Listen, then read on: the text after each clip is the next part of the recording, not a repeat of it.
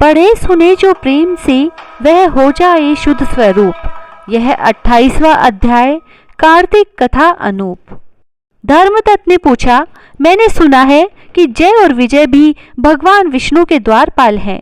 उन्होंने पूर्व जन्म में ऐसा कौन सा पुण्य किया था जिससे वे भगवान के समान रूप धारण करके वैकुंठ धाम के द्वारपाल हुए। दोनों पार्षदों ने कहा, ब्राह्मण पूर्व काल में तृणबिंदु की कन्या देवहूति के गर्भ से महर्षि कर्दम की दृष्टि मात्र से 2 पुत्र उत्पन्न हुए। उनमें से बड़े का नाम जय और छोटे का नाम विजय हुआ। पीछे उसी देवहूति के गर्भ से योग धर्म के जानने वाले भगवान कपिल उत्पन्न हुए। जय और विजय सदा भगवान की भक्ति में तत्पर रहते थे। वे नित्य अष्टाक्षर मंत्र का जप और वैष्णव व्रतों का पालन करते थे। एक समय राजा मरुत ने उन दोनों को अपने यज्ञ में बुलाया। वहां जय ब्रह्मा बनाए गए और विजय आचार्य। उन्होंने यज्ञ की संपूर्ण विधि पूर्ण की। यज्ञ के अंत में अवभृत स्थान के पश्चात राजा मरुत ने उन दोनों को बहुत धन दिया। धन लेकर दोनों भाई अपने आश्रम पर गए। वहां उस धन का विभाग करते समय दोनों में परस्पर लाग डांट पैदा हो गई। जय ने कहा, इस धन को बराबर बराबर बांट लिया जाए, लेकिन विजय का कहना था, नहीं, जिसको जो मिला है वह उसी के पास रहे। तब जय ने क्रोध में आकर लोभी विजय को श्राप दिया, तुम ग्रहण करके देते नहीं हो, इसीलिए ग्राह अर्थात मगरमच्छ हो जाओ। जय के श्राप को सुनकर विजय ने भी श्राप दिया, तुमने मद से भ्रांत होकर श्राप दिया है, इसलिए तुम मातंग अर्थात हाथी की योनि में आ जाओ। लेकिन तत्पश्चात उन्होंने भगवान से श्राप निवृत्ति के लिए प्रार्थना की। श्री भगवान ने कहा, तुम मेरे भक्त हो, तुम्हारा वचन कभी असत्य नहीं होगा, इसीलिए तुम दोनों अपने ही इन श्रापों को भोग कर फिर से मेरे धाम को प्राप्त होंगे। ऐसा कहकर भगवान विष्णु अंतर्ध्यान हो गए। तदंतर वे दोनों गंड नदी के तट पर ग्राह और गज हो गए। उस योनि में भी उन्हें पूर्व जन्म का स्मरण बना रहा और वे भगवान विष्णु के व्रत में तत्पर रहे। किसी समय वह गजराज कार्तिक मास में स्नान के लिए गंड नदी गया, तो उस समय ग्राह ने श्राप के हेतु को स्मरण करते हुए उस गज को पकड़ लिया। ग्राह से पकड़े जाने पर गजराज ने भगवान रमानाथ का स्मरण किया। तभी भगवान विष्णु शंख चक्र और गदा धारण किए वहां प्रकट हो गए। उन्होंने चक्र चलाकर ग्राह और गजराज का उद्धार किया। उन्हें अपने ही जैसा रूप देकर वैकुंठ धाम को ले गए। तब से वह स्थान हरि क्षेत्र के नाम से प्रसिद्ध है और वे ही दोनों विश्व विख्यात जय और विजय हैं जो भगवान विष्णु के द्वारपाल हुए हैं। धर्मदत्त, तुम भी ईर्ष्या और द्वेष का त्याग करके सदैव भगवान विष्णु के व्रत में स्थिर रहो, समदर्शी बनो। कार्तिक, माघ और वैशाख के महीनों में सदैव प्रातःकाल स्नान करो। एकादशी व्रत के पालन में स्थिर रहो। तुलसी के बगीचे की रक्षा करते रहो। ऐसा करने से तुम भी शरीर का अंत होने पर भगवान विष्णु के परम पद को प्राप्त होोगे। भगवान विष्णु को संतुष्ट करने वाले तुम्हारे इस व्रत से बढ़कर न यज्ञ है, न दान है और न तीर्थ ही है। विप्रवर, तुम धन्य हो जिसके व्रत के आधे भाग का फल पाकर यह स्त्री हमारे द्वारा वैकुंठ धाम में ले जाई जा रही है।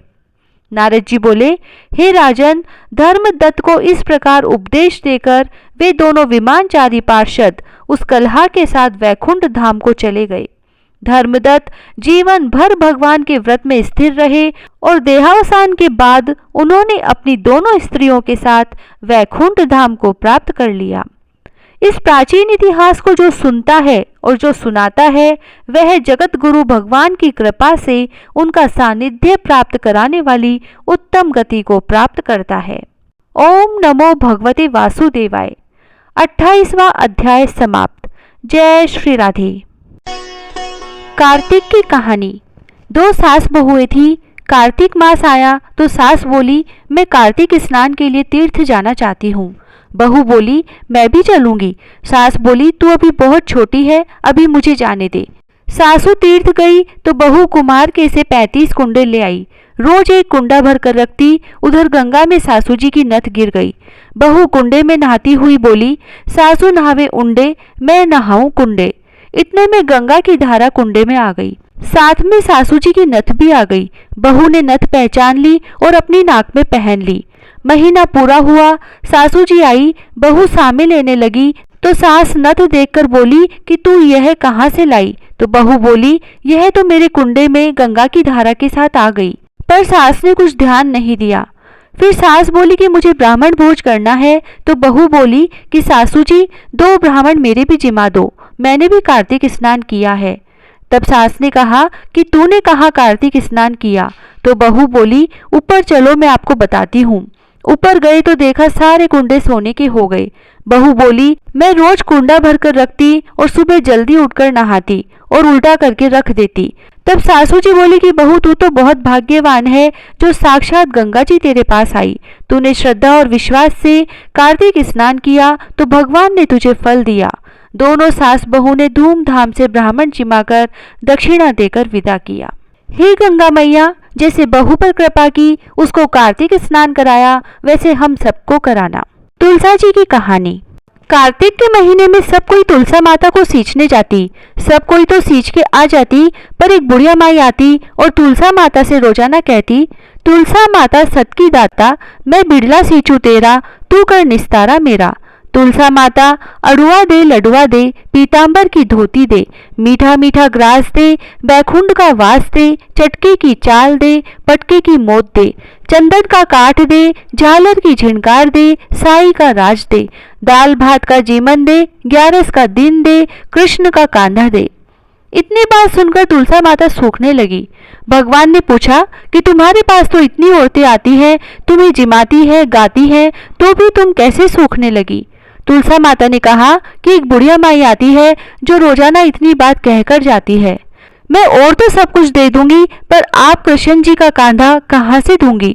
थोड़े दिन बाद बुढ़िया माई मर गई। सब कोई उसको उठाने लगे, पर वह इतनी भारी हो गई कि उठे ही नहीं। सब कोई कहने लगे कि पाप घाट की माला फेरती थी जिससे इतनी भारी हो गई।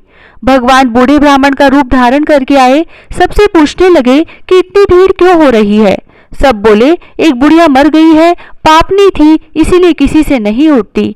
तब भगवान बोले कि इसके कान में मुझे एक बात कहने दो तो यह उठ जाएगी। सबने कहा, तू भी अपने मन की निकाल ले।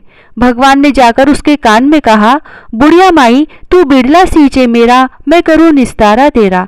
बुढ़िया माई अड़ुआ ले गड़ुआ ले, पीतांबर की धोती ले, पटके की मोत ले, मीठा मीठा ग्रास ले, बैकुंठ का वास ले, चटके की चाल ले, चंदन का काठ ले, झालर की झिनकार ले, साई का राज ले, दाल भात का जीमन ले, कृष्ण का कांधा ले।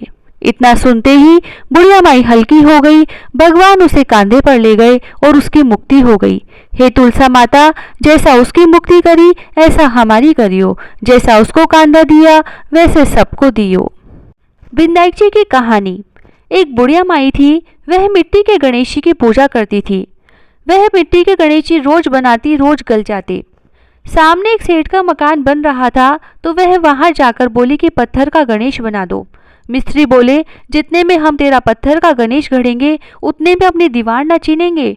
बुढ़िया बोली कि राम करे तुम्हारी दीवार टेढ़ी हो जाए। अब उनकी दीवार टेढ़ी हो गई। वो बनावे और ढा देवे, बनावे और ढा देवे। इस तरह करते करते शाम हो गई। शाम को सेठ आया और उसने कहा, आज कुछ भी काम नहीं किया। तो मिस्त्री कहने लगे कि एक बुढ़िया आई थी, वो कह रही थी कि मेरा पत्थर का गणेश गढ़ दो। हमने नहीं गढ़ा तो उसने कहा कि तुम्हारी दीवार टेढ़ी हो जाए। जब से दीवार सीधी ही नहीं बन रही। सेठ ने बुढ़िया को बुलवाया और कहा कि हम तुझे सोने का गणेश मढ़ देंगे, हमारी दीवार सीधी कर दो। सेठ ने बुढ़िया को सोने का गणेश मंडवा दिया और सेठ जी की दीवार सीधी हो गई।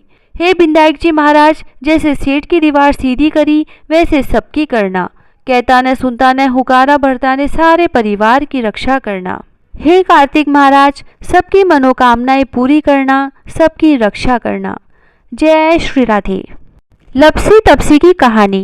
एक लपसी था, एक तपसी था।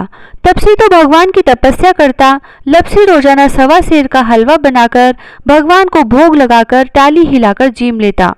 एक दिन दोनों में झगड़ा हो गया। लपसी बोला मैं बड़ा, तपसी बोला मैं बड़ा, क्योंकि मैं भगवान की तपस्या करता हूँ। नारद जी बोले कि तुम्हारा फैसला मैं करूँगा।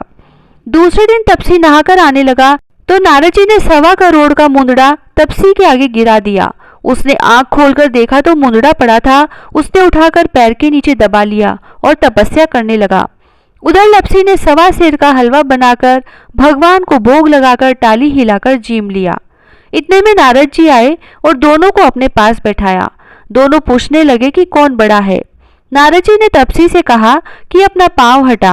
पांव हटाते ही मुंदड़ा निकला। तब नारद जी बोले कि मुंदड़ा चुराने से तेरी तपस्या भंग हो गई है, इसीलिए लपसी बड़ा है। तपसी कहने लगा कि मुझे मेरी तपस्या का फल कैसे मिलेगा।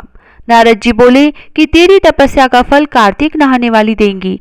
सब कहानी कहकर तेरी कहानी नहीं कहेंगी तो कार्तिक का फल तुझे हो जाएगा।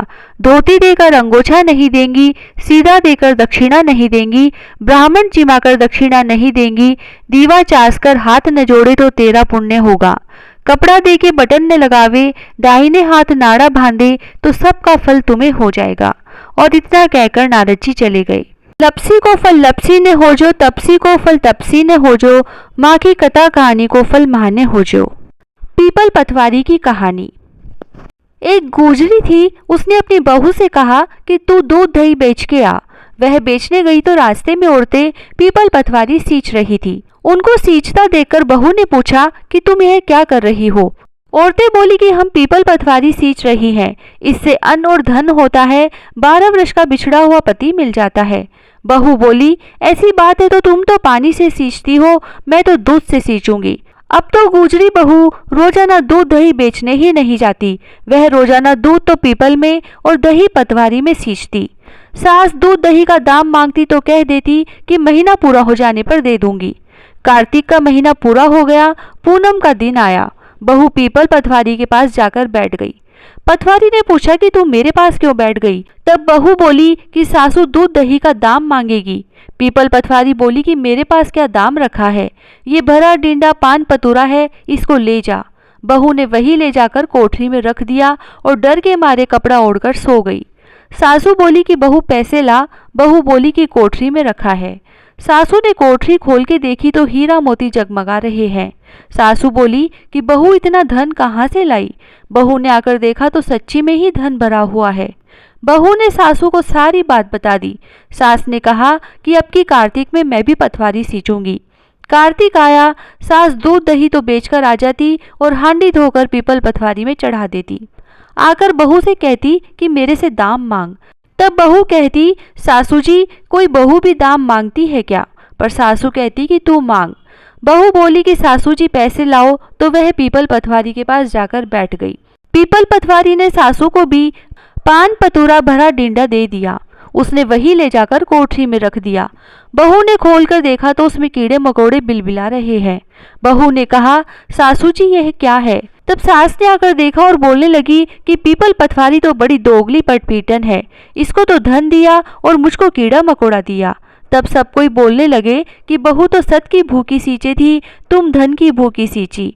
हे पतवारी माता, जैसा बहू को दिया वैसा सबको देना, जैसा सास को दिया वैसा किसी को मत देना। तुलसी महारानी नमो नमो, हर की पटरानी नमो नमो। तुलसी महारानी नमो नमो, हर की पटरानी नमो नमो। धन तुलसी पूरण तप की नो, शालिग्राम बनी पटरानी नमो नमो। तुलसी महारानी नमो नमो। जाके पत्र मंजरी कोमल, श्रीपति कमल चरण लपटानी नमो नमो। तुलसी महारानी नमो नमो, हर की पटरानी नमो नमो। कौन से महीने बोई रानी तुलसा, कौन से महीने हुई हरियाली नमो नमो। तुलसी महारानी नमो नमो। कौन से महीने हुई तेरी पूजा, कौन से महीने हुई पटरानी नमो नमो। तुलसी महारानी नमो नमो। आषाढ़ मास बोई रानी तुलसा, सावन मास हुई हरियाली नमो नमो। तुलसी महारानी नमो नमो। कार्तिक मास में हुई तेरी पूजा, मंगसिर मास हुई पटरानी नमो नमो। तुलसी महारानी नमो नमो। धूप दीप नैवेद्य आरती पुष्पन की वर्षा बरसानी नमो नमो तुलसी महारानी नमो नमो। 56 भोग 3600 व्यंजन बिन तुलसा हरि एक नमानी नमो नमो तुलसी महारानी नमो नमो। जो तुलसी को सवेरे गाए श्री कृष्ण के दर्शन पाए नमो नमो तुलसी महारानी नमो नमो। जो तुलसी को दोपहर में गाए खीर खांड का भोग लगाए नमो नमो तुलसी महारानी नमो नमो। जो तुलसी को सांझ में गाए श्री कृष्ण की आरती उतारे नमो नमो तुलसी महारानी नमो नमो। जो तुलसी को रात में गाए श्री कृष्ण के चरण दबाए नमो नमो तुलसी महारानी नमो नमो। सभी सखी मैया तेरो यश गावे भक्ति दान दीजिए महारानी नमो नमो तुलसी महारानी नमो नमो तुलसी महारानी नमो नमो हरि की पटरानी नमो नमो।